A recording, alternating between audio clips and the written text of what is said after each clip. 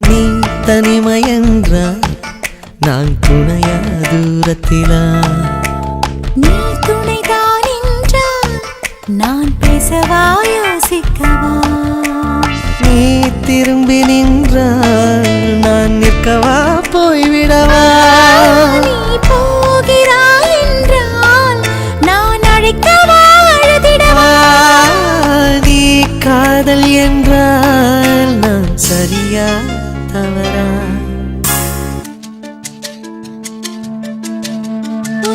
வலது கையில் 10 விரல்,